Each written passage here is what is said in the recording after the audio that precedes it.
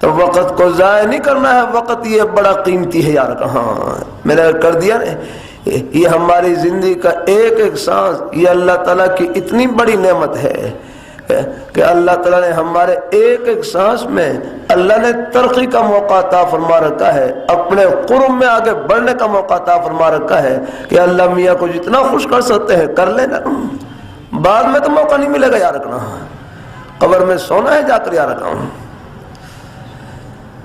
اللہ تعالیٰ اپنی مہربانی فرمائے، اپنی زبان پر نظر رکھیں، ایک ایک بول پر نظر رکھیں، اپنی آنکھوں پر نظر رکھیں، اپنی کانوں پر.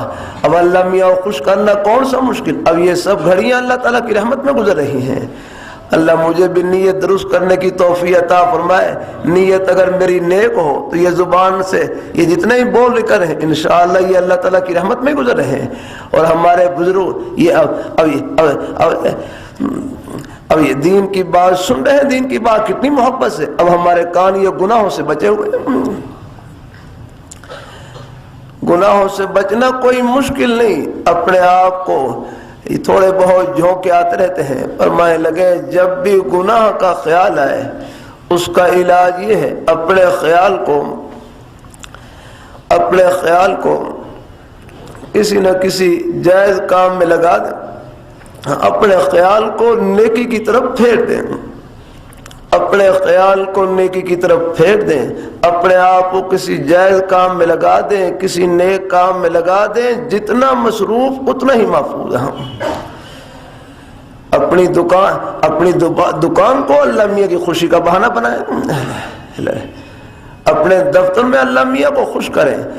آپ دیکھ لیں ایمانداری کی برکت سے ایماندار افسر ہو، ایماندار دکاندار ہو، ایماندار تاجر ہو، ایمان کس کا نام ہے؟ رب سے تعلق ٹھیک کرنے کا نام ایمان ہے. ہاں بس یہ ہے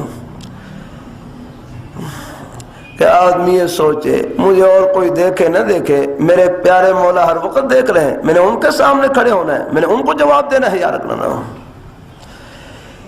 یہ جو ایمانی زندگی ہوتی ہے، میں کروں چاہے آپ دفتر میں بیٹھے ہیں پھر آپ فرش پر نہیں عرش پر ہیں. ایسے لوگ مقتدا اور پیشوا ہوتے ہیں، ان کا ایک ایک عمل نمونہ ہوتا ہے. یار اللہ